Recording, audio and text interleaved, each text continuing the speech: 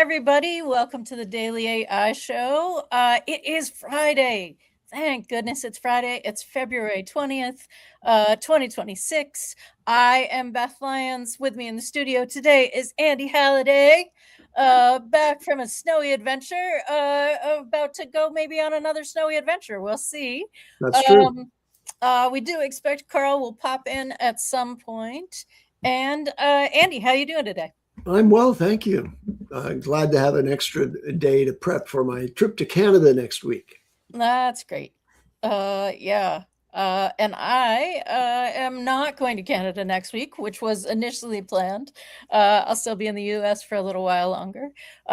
Big happenings in AI yesterday. Top story, probably the drop of 3.1. Google Pro 3.1. Have you had a chance to read about it, play with it? Yeah, I'm sharing a screen here from artificial analysis that shows you how when Google finally drops where they are into the product space, they don't just, kind of eke above the running pack, they jump ahead. So here you see on the artificial analysis intelligence index up here, which is a combination of different factors that illustrate intelligence. And I've isolated the intelligence thing down here. It's interesting that there's a difference this way.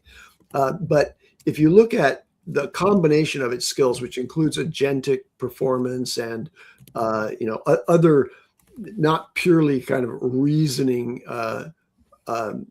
approaches, that this is where Gemini 3.1 Pro preview is really shining well above Anthropic, which is right neck and neck with Opus 4.6 Max, a couple of points ahead of GPT 5.2 thinking high. Notice how GLM5 and Kimi K 2.5 are right behind the leaders. Mm-hmm. These are both Chinese models out there that are available to you. DeepSeek V3.2 is pretty far behind on the artificial analysis intelligence index. But now let's look down here at the agentic index. It's interesting to me that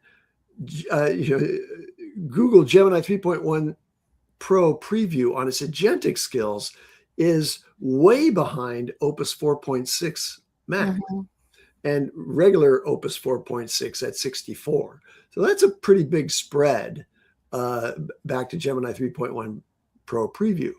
What does that mean for most of us? Probably not a lot, unless you're actually using the entire Google ecosystem to set up a harness for multi-agent, coding or multi-agent workflow management. You might want to not focus entirely on Gemini 3.1 Pro preview and make Opus available to whatever system you're architecting. Right. It does sort of seem like that was the big question that I saw being asked yesterday. Google 3.1 is significantly better than Google 3.0. The big developer question that I was seeing was, does it still hallucinate in the middle of something? Right. And so having an agentic harness that you trust a little more, like Codex or Opus 4.6 or whatever your agentic harness is, that could watch the process as it's going, because it's one of the long thinkers again. Right? It thought for 8 minutes for me, or it thought for 15 minutes, and then it generated this very cool thing. In order for that to be successful for you, you either need to be really good at instructing, or you have some sort of watcher on the thoughts, maybe. A lot of it depends on memory and the ability to do either recursion, where you process things while creating an intermediate capture of what the results of that are, and then opening up the context window again with new inference based on that new context and so on. So that's this kind of iterative looping process using REPL, a Python REPL, which is kind of a storage concept. Let me share whenever a new model comes out, there's a couple of different benchmarks I go immediately to. One is that artificial analysis index, and the other one is ARC Yeah. AGI2.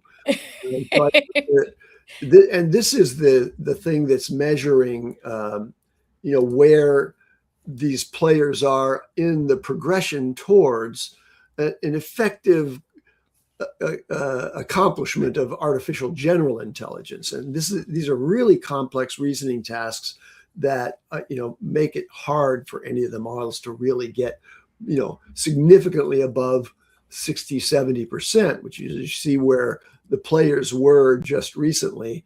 Although Gemini 3 Deep Think that came out on February 20, it's still earlier this month, but it's already at a high expense level. So this x-axis down here is cost per AGI2 task, and you can see that GPT 5.2 was spending upwards of $70 per task, and Gemini 3 Deep Think was spending something in the order of, let's say, $20 a task.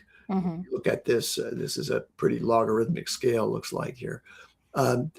But now look at Gemini 3.1 Pro Preview. Not only does it jump above Claude Opus 4.6 and Claude Sonnet 4.6 on high, which were kind of really in the sweet spot here, generating really high scores on ArcAGI2, but at a relatively inexpensive rate.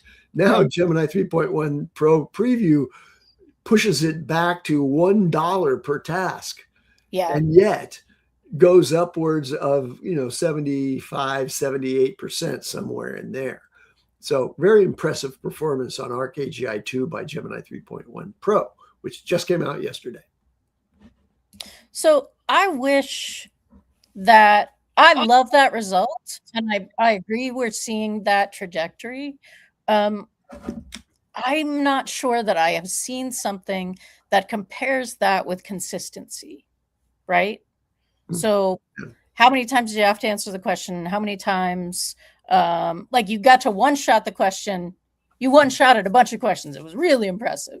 You five-shotted these questions. And therefore, in terms of my looking at where my time is being spent, that plays in for me. Like I am willing to use a slower model that needs more conversation with me if I am engaging every 5 minutes, than just in terms of my workflow and attention, then coming back 15 minutes later and finding, oh no, you totally didn't understand. Okay, let's try again, because I don't have to do very many of those iterations for me to start to feel like, nah. Yeah. So is it that using a single model, you find that there is a lack of reliability because of inconsistency in the reproducing of results?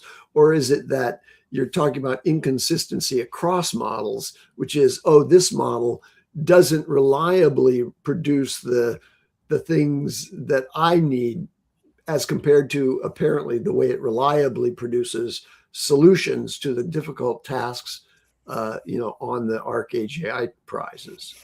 I will admit this has to do with the amount of time that I'm willing to get up to speed to use something well when I have a system that's actually pretty good working for me, right? Like that kind of thing. I'm interested, but that's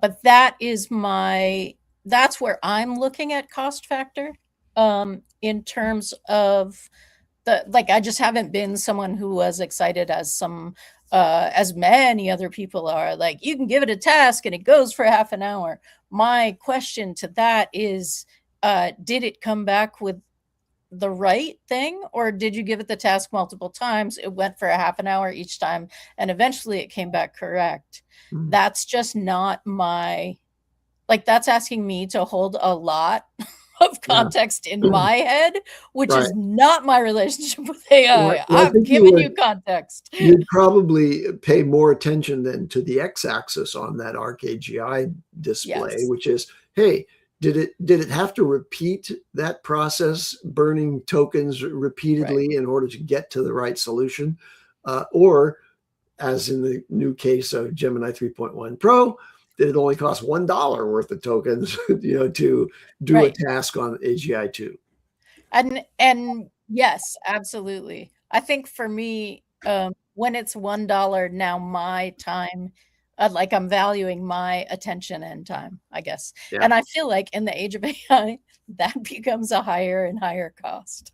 So one Right? of the things I wanted to point out is that on that prior graphic that I showed from artificial analysis, and artificial analysis is a company, right? They do these tests against all of these AI models. Artificial analysis on that score for agentic skills, you saw that Claude Opus 4.6 Max and Claude Opus regular were at 64 and 68, while Gemini 3.1 Pro is only at 59. Right. Now, but between 59 and the 64 for Claude Opus 4.6 and 68 if you go to Max from Anthropic, there's a model there that I don't know that I highlighted, which is GLM5. That's the Z.AI open source model, and it scores 63, the same as Sonnet 4.6. So Sonnet 4.6 and GLM5 exceed GPT 5.2 extra high. Yeah. Right. But what's interesting here is this is agentic reasoning. And I think that Codex is a model that is more focused on agentic reasoning, because but focused on coding as well. And I just, I want to point out that GPT 5.2 Codex high only gets 57 on that agentic index. Wow. So this is inconsistent with the analysis and commentary that I've been seeing about how superb and superior Codex is. But in terms of agentic coding, that may be true just in the coding area. Right. But when it comes to overall agentic reasoning, it's far behind the leader, which is Claude Opus 4.6 Max. It's 11 points behind that on the artificial analysis index. So this is all conspired to give me little reason to leave Claude. Yeah. I mean, for all the buzz about Codex, I just can't find my way away from Claude Code and Claude Cowork, because they really package things up into a desktop application for me that basically solves everything that I want it to do, with the exception of I also turn to GenSpark for things that are not so much in my sort of professional pursuits, but rather, here's a complex problem that I'm trying to solve in various ways. Go at it, and GenSpark is really satisfying that way, with an enormous palette of different features and services that are available to you as a GenSpark.ai user. Right. I had a Claude Cowork. I think it was Cowork. It could have just been the, I'm not entirely sure of the difference between when I'm accessing Cowork and when I'm accessing Claude in browser, right? The Claude plugin in browser that can take action on your screen.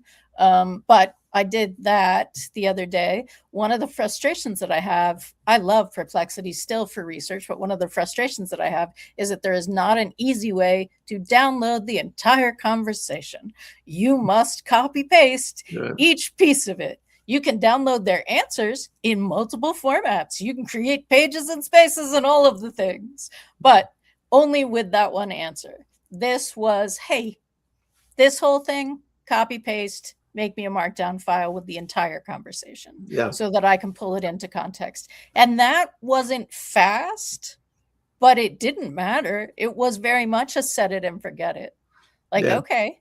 Well, what about Claude-Mem, which I haven't added as a plugin to my Claude Cowork and Claude Code configuration. But that, I understand, will capture the full context of all of your conversations with Claude, and it is an outboard memory. it's for me, this was using Perplexity. Oh, So oh, I see. Yeah.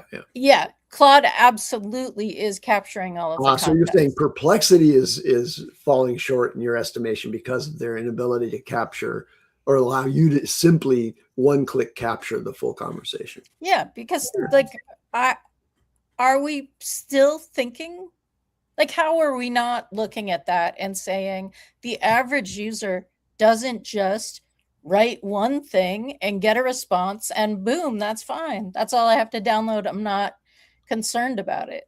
And the average user also isn't saying, "Ooh, let's edit my my prompt."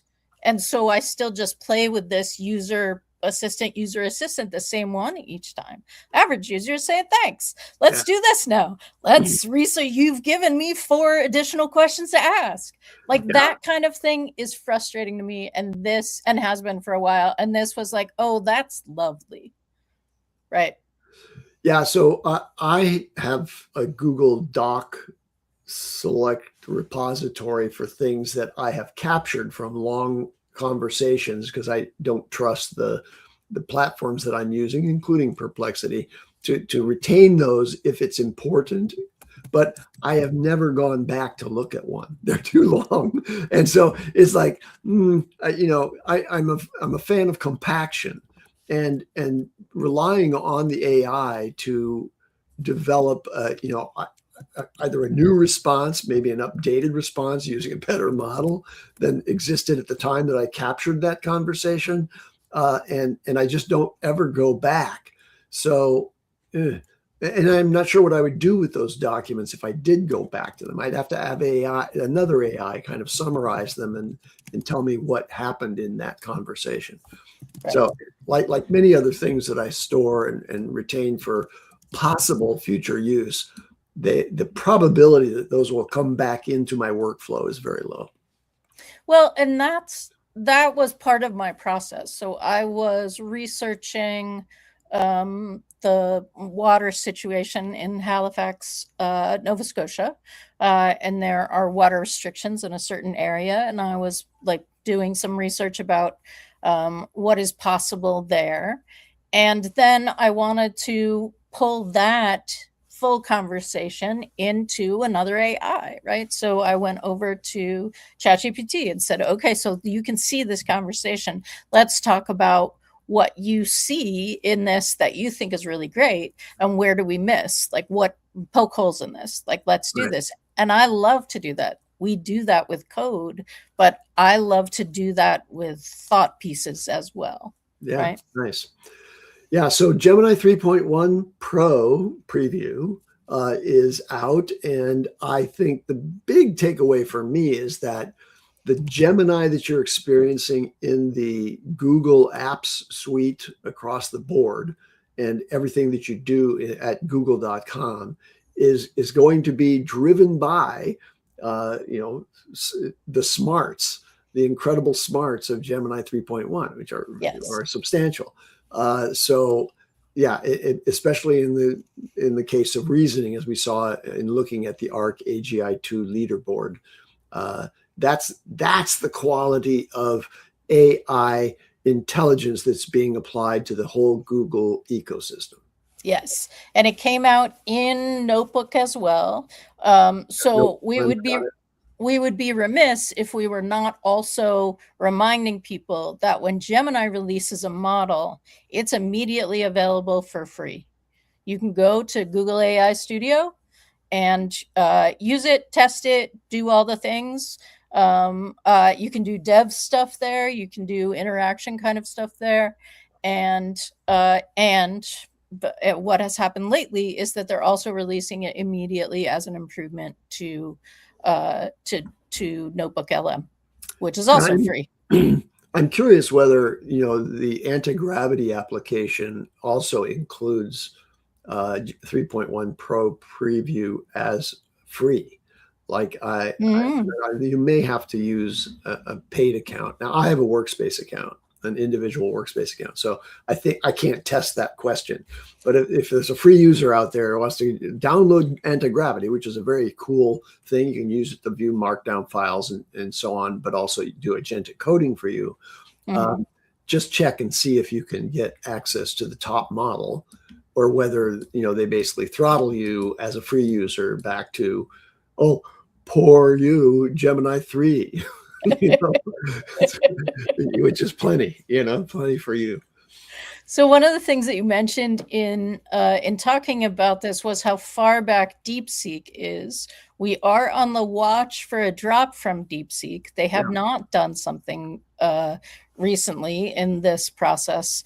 And the anticipation is that when it drops, it will in fact be right up with the big guys, and likely come out and say, I don't know how much it cost last time. This will be like, a stick of bubble gum and, 5 quarters. That's what we did. Of course, Chinese model, so it was not 5 quarters. But I think that, and the other thing that we're watching today is potentially the drop of GPT 5.3 that corresponds with Codex 5.3, which dropped, and the pro level of it, because the pro level, I believe, is still using 5.2, like the $200 accounts for ChatGPT. Yeah. Everybody is in India, so at the launch of big AI there. So I'm not sure if they're going to wait till people come back or not, but that's when you look for Sam information, that's what's happening, is his conversations over there. What else are you thinking? I have a demo to show at some point. Yeah, I have something here. So let me just also add that there is a new ARC AGI. So they have an ARC AGI 3 that has been announced. And just in time. Just in time. Yeah, and so let's go back in time, right? ARC AGI 1 was published in 2019 before GPT-3 came out. So ARC AGI 1 didn't last very long. And the models progressed so swiftly in 2022, 2023, that it was surpassing the ability of that benchmark to really reasonably differentiate models. But it's still used out there. I mean, you can see the ARC AGI 1 leaderboard. Then they came out with ARC AGI 2, which is tougher. More difficult visual puzzles and reasoning things that make it not possible. I shouldn't say not possible, but less likely that the training can be tuned to beat that benchmark. It requires real reasoning processing. Now, ARC AGI 3 is an interactive reasoning benchmark designed to measure an AI agent's ability to generalize in novel, unseen environments. And Opus 4.6 demonstrates better reasoning and use of memory than Gemini 3.1 Pro on those, and solves more levels. And it says current models may be able to solve ARC AGI 3 given access to a harness with a simple memory. Memory scaffolds, it says, this is just, I'm pulling this from a summary from, I think, the Neuron. It says memory scaffolds are likely enough for pseudo continual learning and will push us to some self-improvement behavior by models. So if you provide a memory to one of these models, it could be able to solve ARC AGI 3. And I think at that point, you have to say, okay, with the addition of a memory scaffold on top of reasoning skills, who's going to claim we have no longer achieved AGI? Right. I think we're there, right?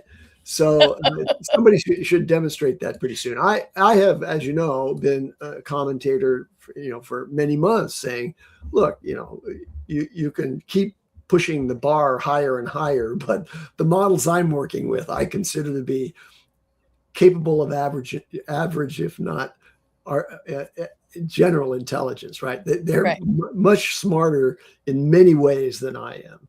So I say that they've gotten there. Yeah.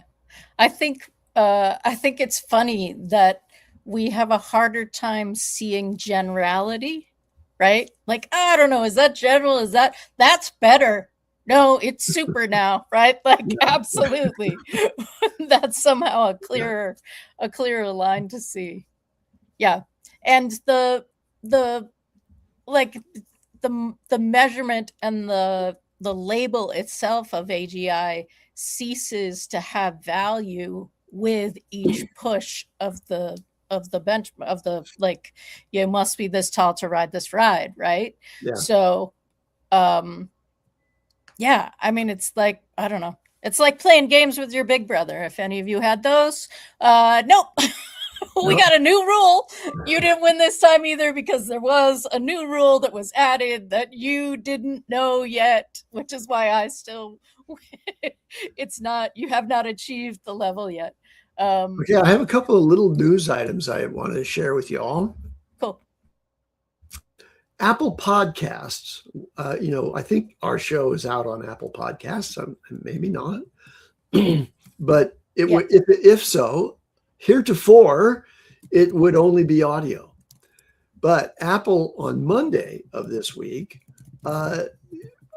announced a sweeping overhaul of Apple Podcasts that adds full video capabilities using HTTP live streaming technology, positioning the company to compete more directly with YouTube and Spotify.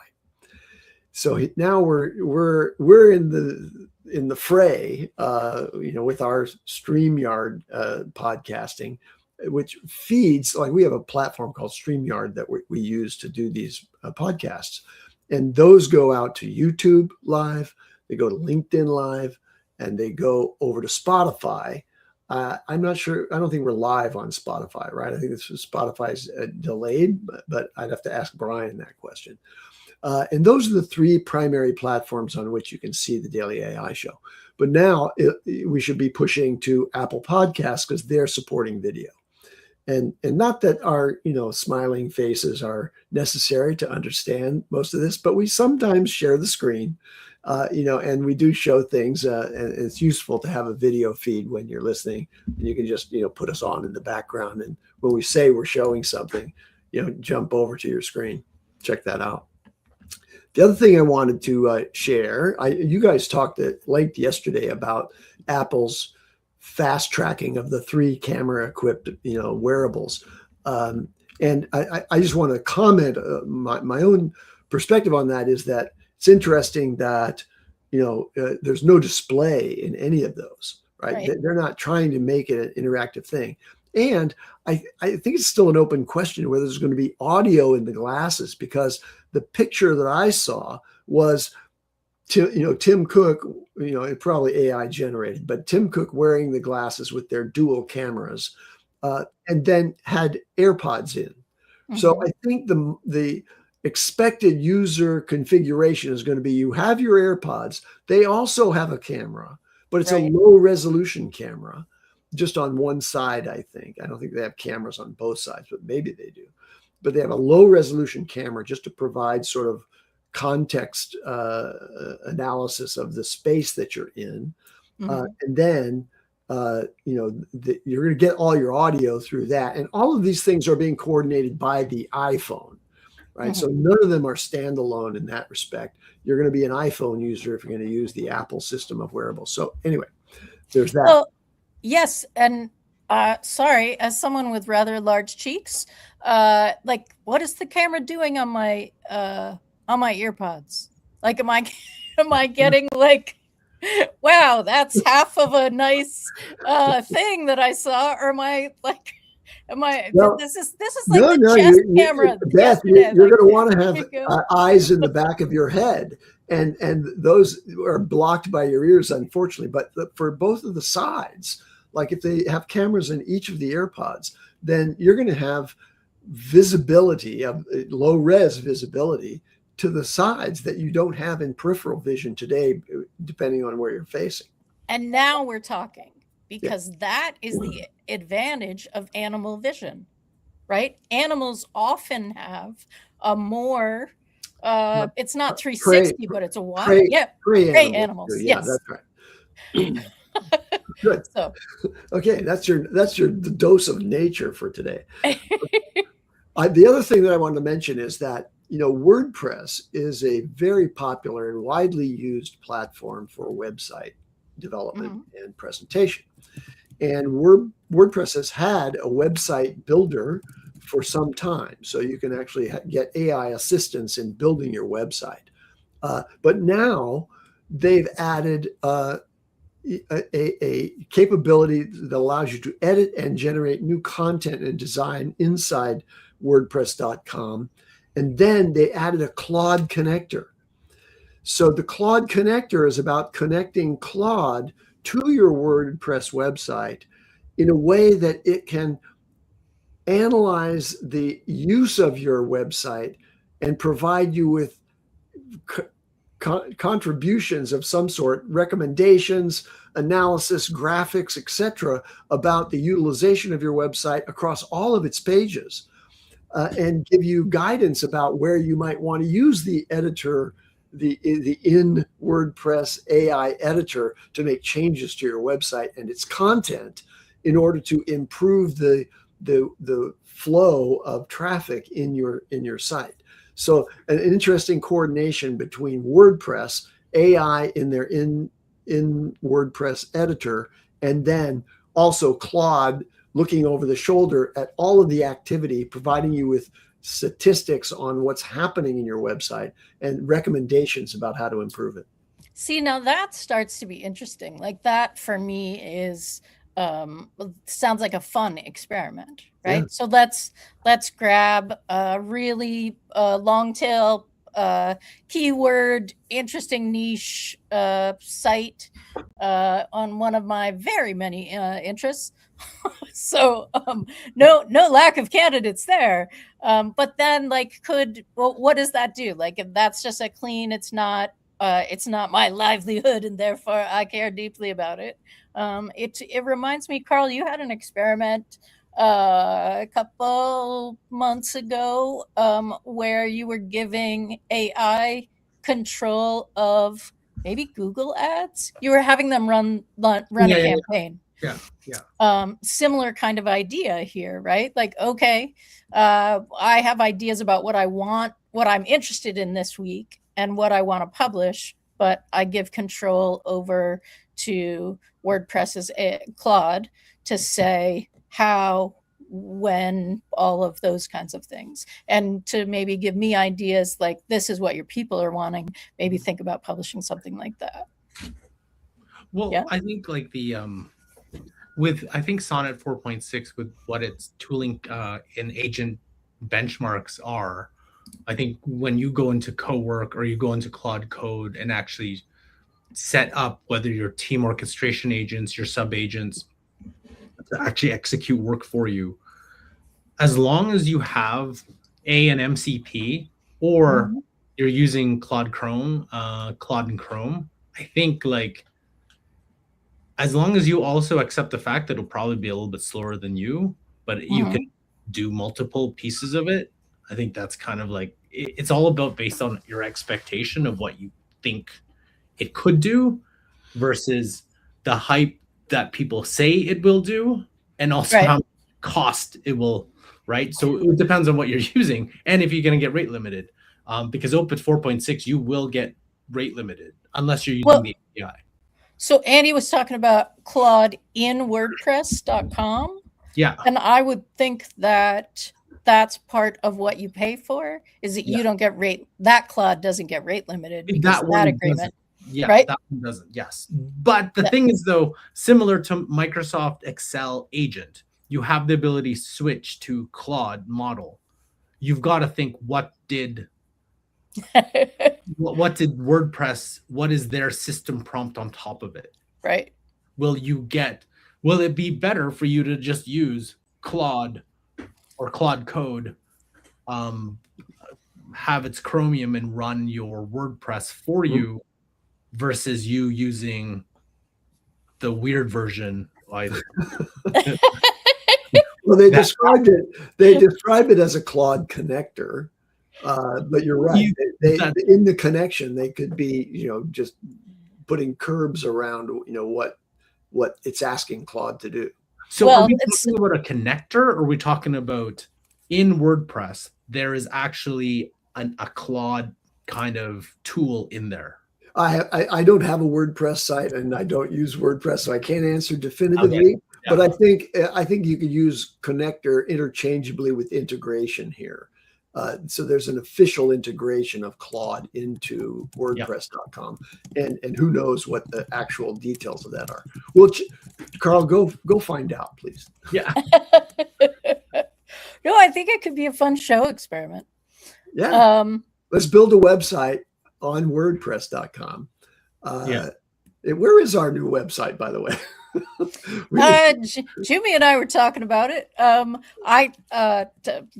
Welcome to our staff meeting, all of our watchers. I thought the Project Bruno was going to become a website, and now I think it's the back end function. Yeah, it's going to be a feature on the website, but we still need to do a new website. Mm-hmm. So in that transition, full AI capabilities across the board. In that transition, the force of AI for the Daily AI Show. I've been working on some pieces that'll pull because the last time when we were really having this conversation, we were trying to figure out how to transcribe everything, atomize everything, and get real data, and that for us has been solved a couple different ways, which is kind of exciting. WordPress has more challenges than integrating an LLM. Yes, Greg, I would say that's true as well. But okay, cool. Karl, do you have something to share? Because I have something I want to set up. I do, but okay. There's one thing I wanted to show everybody. I saw it, and I don't know if you've already talked about this. I should put this up. Boop, boop. There. So I thought this was really cool. Here we go. So this cardiologist won 3rd place at Anthropic's hackathon out of 13,000 applications built in 7 days by this MD, coded day and night in the hospital while he was flying from Brussels to San Francisco. Impossible for a doctor to do this. It's called Post-Visit AI. It's an agentic care platform for patients, including reverse AI scribe. It is a companion that guides the patient from the moment they leave the doctor's office. Powered by 4.6, explore the full medical history, connected devices, evidence, blah, blah, blah, all in one source, today's barrier, blah, blah, blah. So thought this cool. Maybe we could play a little bit of it. My name is Michał. I'm a cardiologist. I work Can you turn it up? Belgium. My place of work is called the Cath Lab. This is where we treat the heart attacks. But for about 20 years, I've been also creating software for healthcare, and code is my happy place. Over the years, I have created nice workstation, drug search indexes, electronic health records, but my biggest project is called Pre-Visit AI, and this is a special kind of AI agentic patient intake system that was the first of its kind implementation in Belgium and in Poland. I've always wanted to create a solution for my patients. I've done thousands of procedures in this room, but I know that the real struggle happens the moment that you leave the room. 3 years ago, when I created Pre-Visit AI, I had much bigger idea on my bucket list. So one day, on the way to the hospital, I heard about this hackathon. So I packed my stuff and I spun up my agent and I started coding, because on the road is where my best ideas come to life. In a week and a few thousand miles later, I was able to create what I always wanted to do. And here it is, Post-Visit AI. Alex is 40, and recently he felt like his heart skips a beat, so he went to visit the doctor. He didn't quite understand the diagnosis, but his AI companion explained it to him, as well as the treatment and all the medical terms associated. Every aspect of his visit was well structured, including the recommendations that he wanted to inquire about. The AI assistant was able not only to analyze the visit-related data, but thanks to the enormous 1 million token context window that Opus 4.6 provides, it was able to take into consideration every data on Alex's health file. Like one of the parameters on his blood work that he was a little bit worried about, but it turned out just fine. Okay, but what if we have no file at hand? Well, here's the secret sauce. You see, doctors nowadays are starting to use AI in their offices, and they're using tools which are called AI scribes. These are systems that listen to the discussion between them and the patient and create protocol notes. Well, now thanks to post-visit, you have your own AI scribe too, with fully automated transcript analysis and attachments. But medicine is based on evidence. And post-visit allows you to add to that enormous context window external scientific resources on top of already existing guidelines. Alex wasn't feeling very well after the visit, so he wanted to inquire with the doctor whether the treatment that he had administered is appropriate for him. And post-visit gave a leading edge to his cardiologist too, because he was able to see a dip in his resting heart rate at home and schedule an appointment to fix his medication. Post-visit is a suite of tools for patients and their doctors made to bridge the gap that begins the moment you leave the office.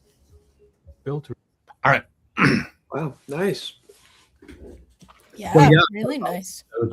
That was pretty cool. Now, I think like he already has a background in being able to code, so that isn't a open door that any doctor can just build that, but it tells a good story about what you can do. And as you get better and better, and like as the models get better, there's definitely significant opportunities there. You know, you can do an MVP, finish it with the developer, and then away you go. So I thought there's just a really cool story about, you know, what that is. So. Yeah, I had just one question about it, which is, what the heck was the drone for that he packed in his small bag? Andy, you always need a drone in your small bag. You don't know, you don't have to have a use for it on before you get there. You just will. Okay. Or maybe a bunch of those walking filming things is that he's got the drone that Yeah. That would probably be it. You have like, you know, you have to do your vlogs and, you know, he doesn't it's actually pretty good. Like some of the newer tech just to film it while you're moving, follow me. And then you're not in the shot like showing that you've got your stick behind you and it's bouncing with your that tech has been around on drones since like 2015 14, but it was bigger, right? Like when I was filming, you could follow a subject, you just hit follow, and then as the subject's moving, the drone would follow based on distance. But they packaged it to like really, like you don't need Mavic Air huge thing that is going to be so loud. It's like really quiet and it's just follow. I thought it was fantastic. Absolutely. Cisco was sharing that he did that on a specialist transcribing. He was transcribing in a very awkward and slow workflow way. And I showed him the tools I was using and he was blown away. So yes, not only do you go to your doctors to get information from them, it is also an opportunity to give them information. In Canada, I think, well, each health region has different, but like I know in BC and Alberta, they have like 6 approved vendors that do that. So it's like one is Mighty Health. And yeah, that does not exactly because he's added more features, but it can do while the patient's visiting. And I've heard it from my sister-in-law who's a doctor to like my friends who are doctors, like I can really focus on the patient now. I don't have to worry about writing notes because this is the time I need to focus. And it's like, I feel like I can do a better job listening to my patients. So that alone, just my doctor is now like listening to me versus trying to keep up notes. You know how that is, right? And you only have like 15, 20 minutes tops with your visit. So it's like, can I get the entire 15 minutes rather than I'm writing, you know, all that back and forth. So I thought that was really neat. You know, the last time I went for a conversation with one of my doctors, they sent an automatic review of the notes afterwards. Like, hey, just in case, want to follow up on what we talked about. It would be awesome to also have the patient version of that. Right? Like, hey, just want to send this back. I see your notes had this. I want to highlight that this thing over here isn't mentioned and was actually really important to me. So let's add that to because as Cisco is saying, it is actually supposed to be a back and forth two-way thing, right? Like, and being able to empower the client, the patient, all of that. Okay, I have said that I was going to show my workflow for prep for the show, and I am going to just walk you all through that. And then we could, Karl, if you brought something else you want to demo, we can do that. But I want to I want to remind the audience they should take notes, because you too will become a broadcaster. You want to know how we do this. And I will post the script that I'm using and the workflow in the community. But all right, so this is a Gmail account that I subscribed to a bunch of newsletters. Typical show prep takes analyzes 20 newsletters, maybe. The next thing that I do is I run this script. So let me share this tab instead. Google App scripts are things that any AI can write for you. And if it's wrong, it's code, right? Like, it's great. It's wrong because one of the things about having AI write code that is delightful is if it's wrong, it just doesn't work. You give the error message, it goes. But this was something that I iterated on a couple times. Initially, I was having it generate a Google Doc so I could see it, and Claude and I realized that was silly. Use the plain the plain text file that comes into Gmail. Gmail looks at both versions of it, have that exported as a JSON file. And so today was 16 newsletters were in the show prep. I then download this JSON file link that is on that. And let me share the window. Can I do that? Then basically I have Claude Code kick off show prep. And what I ultimately get, sorry, this is the file. This is where the file shows up in my Google Drive, and that's in the script. Claude Code runs it. And now what I get for the show is this. For our show prep, I am analyzing, so Friday's analyzing things that were talked about on the show all week. And here we go. We've got the key stories, Gemini 3.1 Pro. This is summarizing the key stories from the newsletters that are included in it. These are the top news stories that I've asked for. And top often means like a bunch of covering, right? So 8 newsletters covered the Gemini 3.1 Pro drop. We go down in this. It gives me a DOS discussion angle. We have, there's a big OpenAI and Paradigm release, how quickly your crypto wallet can be emptied based on the abilities of Codex 5.3. So that kind of stuff, our discussion angle. Karl showed us Codex Spark Speed on Thursday. This is what that speed looks like when pointed at a financial target. That's not really what we want to be telling you or showing you how to do, but it is something that we want to let you know. So these are... Wait a second. Yeah? So I see that you digested a bunch of newsletters. I did not see that Claude was given in this task the information about the prior show's commentary by Karl. Where did that come from? That's because I'm using Claude and Ghosty, and I'm not sure how to show you that because these are all Chrome tab shares. I will, I'll do a loom of this and put it in the community so that you can see the whole thing. There is a post-show analysis that I run, or a post-show. It takes, you guys have heard this, the OGs in the chat have heard this before, but I record a video of the comments scrolling because there's not an easy way to capture them. I give it to Gemini and say, transcribe this. I download the transcript from StreamYard, the MP3 from StreamYard.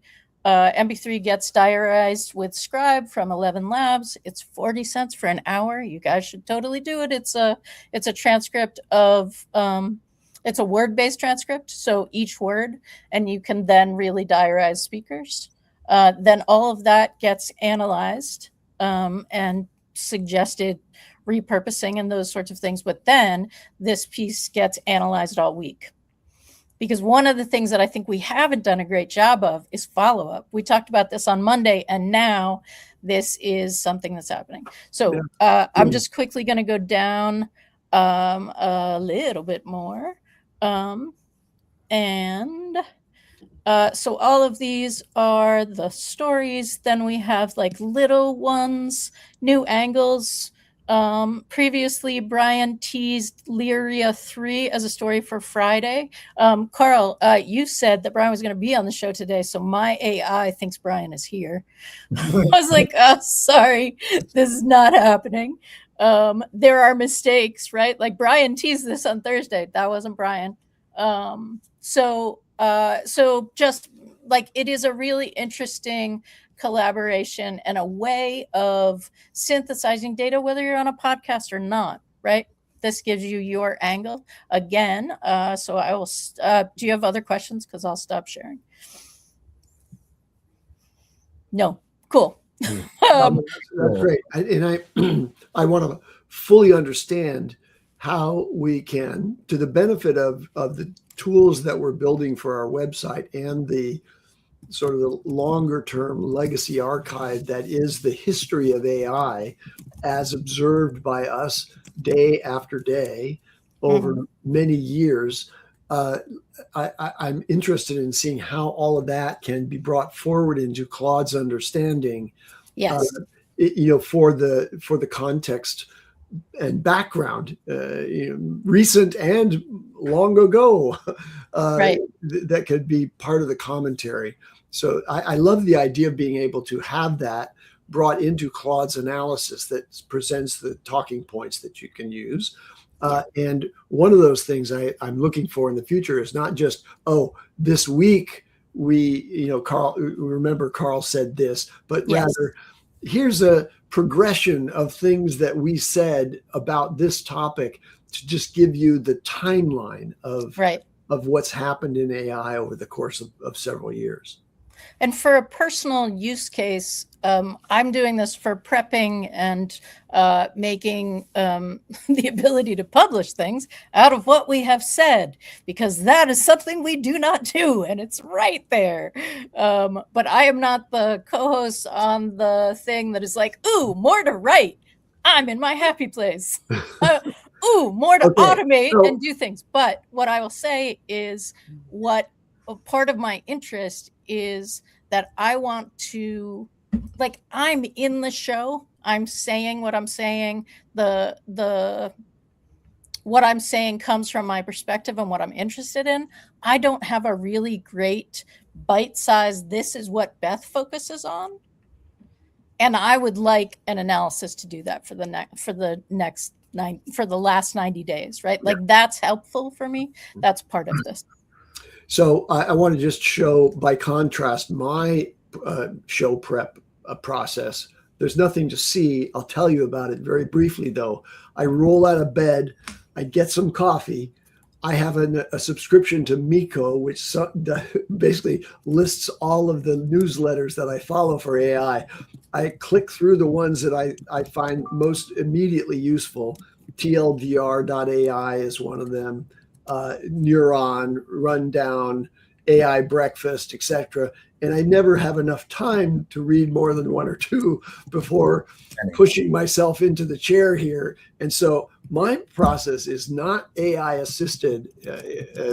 And so it depends on me reading or staying abreast of those things throughout the day. I'm really like, whenever I get a chance to check my phone, I'm more interested in things that come up. And I'll tell you, one of the resources that really you can tune and will give you a sort of an intraday updated picture of what's happening in the world of high tech is Perplexity's Discover feature. So Perplexity does a very compact little digest of news stories, just 3 bullet points, no more than 15 words in each bullet point on that news item. So if you click on the Discover tab in Perplexity, it's a treasure trove of information, and I think that's what keeps me sort of engaged and interested in AI, even while I'm scooping manure. Yes, exactly. Karl, have you done stuff this week you want to talk about? Demo? I do. I have something at 9, so I really want to demo it. So I don't know if you've seen going around this thing called Rourke. I don't know if Yes. So excited about it. So I didn't pay. It's called Rourke Max, and essentially, I think we're gonna have to wait till next week because I only have a couple minutes. But I was building I don't like any of the, just this for me personal, I don't like some of the fitness apps or training apps because I'm very very specific the way I want to train, and I want to input my data and how I want to interact with I want AI to be part of it. And so there's not very many apps that can actually do that. And so I was like, hey, I want to build my own, very specific to me. So I was using Codex to do it. And as you know, if you're targeting iOS, which is my phone, you have to go through Xcode and you have to use Swift. And I did that, went through Xcode and let Codex run it. And it was a lot of back and forth, but I got like a working version. So I was like, oh, I want to see what Rourke does. So Rourke Max. So it's $200 a month. I was like, don't want to pay that. You get 5 prompts. So cool. It takes forever, by the way. They're always like, I always have to click submit until you get it. But luckily I already have a PRD and a TDD. So I was like, I just put that in, execute. It built it so much faster than me messing around. I would, if you have a chance, try Rourke. If you want to build a specific mobile app, for the iPhone, try it. It's really, really good. I wanted to showcase it, but I have to go. But maybe we can do a show Monday because I can show you the comparison between what I did in Codex and what I did in Rourke. Nice. And we can and then sorry, I'll miss that one, but I'll catch up on the replay. So Rourke is using what model underneath the hood? 4.6. So you can switch it to 4.6, 5.2, Sonnet 4.6. This time how Rourke packaged it, I think that works because it's designed specifically to build iOS apps. And the way they do it's run on your device. So I can click run on my device and I can just oh, this is fantastic. Then, submit it to if you want, put it at the Apple Store, and you get test flight and all that kind of stuff too. So you get other people to test it. But if you're building an app and I think once you get your PRD done, TD, hone that in, check it out. And maybe it's worth $200. Just for 1 month, get it to build whatever you want. That is really, really amazing. Yeah, that is cheap. So does it build an entire back end, the server architecture in order to support an application? But I don't know 100%, but you'll have to look. I did it this morning, right first thing I woke up, I was like, let me try this. And I just put my PRD, TDD, I'm like, go run it. All right. So we're going to let Karl bounce because he's got 1 minute to do whatever it is that he's doing. Yeah. And this seems like a good time to wrap up. I think that we'll see if the co-hosts can grab our version of Rourke as well, because that would be really, really fun to play with in terms of what do each of us envision? What could we do with our 5 prompts? So as you've heard, I am reviewing the comments, even if I'm not responding to them immediately, and they come up in my show prep. So if you have an idea or something that you want us to address, definitely put it in the comments. It is Friday, therefore the Conundrum will come out tomorrow. Go ahead and look at it on Spotify. It's not on YouTube right now. And Sunday will be our newsletter. Go to thedailyAIshow.com to sign up for that. and get it in your inbox, and maybe use a summary thing that's going to generate JSON, and you can see what we said along with what all the other people said. And we hope to see you back on Monday. Looking for DeepSeek drop soon, and GPT 5.3 and potentially 5.3 Pro. All right, everybody. Yeah, click the things that make the dings. Have a great weekend, everybody. See you.